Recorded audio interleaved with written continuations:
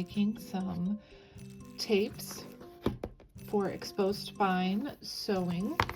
Of course, in exposed spine sewing, you can, and if you're going to lace into your boards, you can use leather, as in this example. You also don't need to lace into your boards, so you could use, I think this is just regular book tape on this one, but I like to use a contrasting paper than what is on the covers for the decorative tapes. So I'm going to show you how to do that today.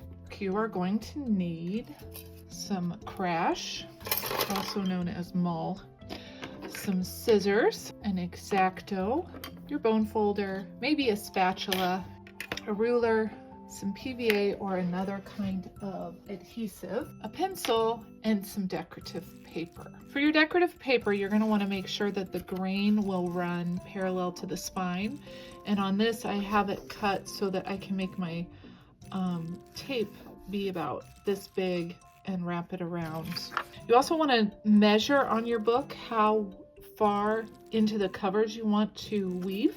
You want to take into the consideration the depth of your board, but you also want to say how far across the covers you want to go. You want to account for the spine depth, for this measurement right here, this board depth, and also how far you want to go out on the thing. Your tape's height will also be determined by the height of your text block and how you're going to sew it on. So I have a couple of different kinds of crash here. I have the crash that is fortified a little bit, and I have just plain old simple crash. In this, you can also use Tyvek, and if you are using book cloth to make your decorative tape, you don't need to have the crash or the Tyvek. You'll just do the folding part and the gluing part to create your tapes. But you want to have that reinforcement here to make the tapes stronger so that when they open up and move around, that they won't tear too much whenever you're using this as a journal or whatever. I want to make my tapes a 1/2 inch. Cut a 1/2 inch of crash here. Crash does not have a grain, so that doesn't matter. Tyvek, you want to go with the way it wants to bend. So this is my beautiful decorative paper, and my crash will go here.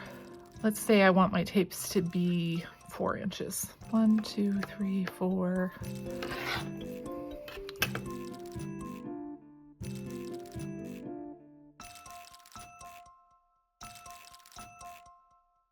Because I want to wrap one side halfway and the other side a little bit over halfway. So I can measure that, or again, eyeball it, to make sure this is going to be at least halfway wrapped around top and bottom.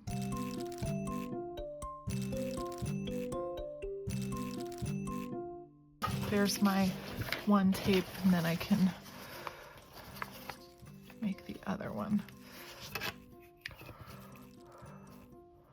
I'm gonna go ahead and just tear this one.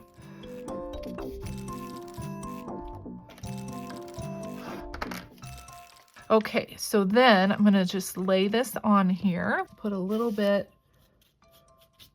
onto my crash, and I like to use my spatula to lift my crash off of my waste sheet. I'm gonna lay it in the middle. You can mark this off because you wanna make sure it's even in there. And then I'm going to take my ruler alongside the edge of that crash. Take my bone folder, and I'm just gonna score it along the edge of that crash. Other side, same thing. And I am gonna line this side up with my mat to make sure this other side is square. So my tapes are square. Or if you want to make something interesting, you can make your tapes not square. Make an interesting shape on your cover. Line it up. And I'm scoring actually on this side right on top of the crash.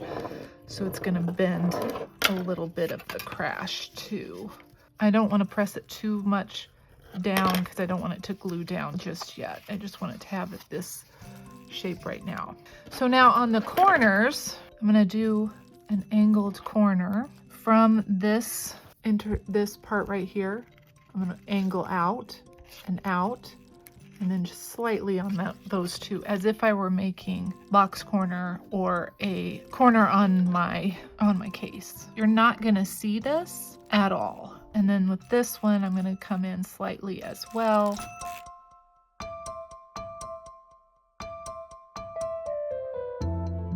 And then score. Same thing on the other side. I'm going to glue my two little tabbies in first, and then my other sides. Paint away from the center carefully. Other side. I already scored them, so they're going to fold easier and work that way in. And I'm going to actually also do this. I measured one side shorter and one side wider or taller. So I'm going to do the shorter side first and then the taller side. Ooh, and it looks like I'm way too tall, so I'm going to cut off a little bit more. 1, 2, and that will be my tape.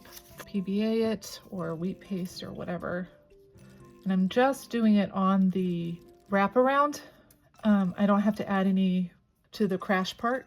This will be enough PVA for the whole side there. I'm going to use my fingers actually and start in the center, slightly press it down, and then bone fold it so that it is smooth all the way across. And remember, our grain goes this way, so it'll fold nicely with the edge of the spine. Still a little bit of something there, so I'm just going to use my finger instead of my bone folder to tamp that in. This side as well. These are used for exposed spine decorative tapes, I guess you could call them. And they're really, really cool if you want to have a book that lays flat. An exposed spine will do that if you want to make like a sketchbook. If you want to, you can also put this under weight while it dries, while the PVA dries. And I'm going to make my other tape.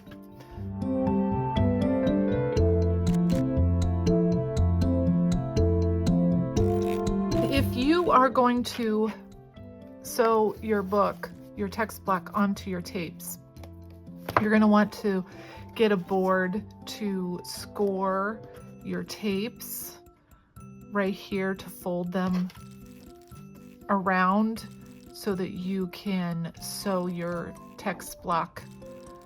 You want to have that board below them so that you have that space measured out. One thing that I did this time too is I made one tape slightly larger than the other tape, slightly taller. So that would be on the bottom and this would be on the top. You can decide to make one of your tapes tiny, one big. You can do 3 tapes. You can do whatever you want with this technique. Send us what you made. Tag us on Instagram or find us on Facebook. Tag us, share. Thank you.